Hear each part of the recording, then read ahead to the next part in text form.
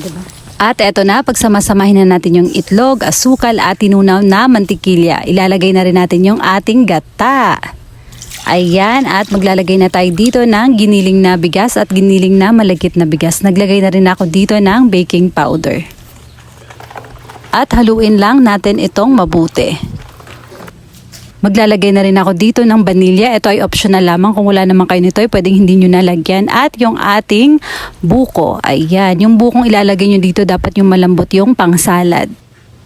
Naglaib na rin ako dito ng dahon ng saging. At dito naman sa kabilang banda ay merong nagluluto ng masarap na bukayo. Ayan, ang sarap nito sa tinapay.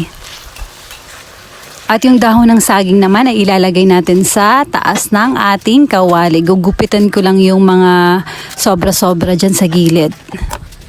Papahiran ko lang ng mantikilya yung ating dahon at pwede na nating ilagay yung ating nagawang bibingka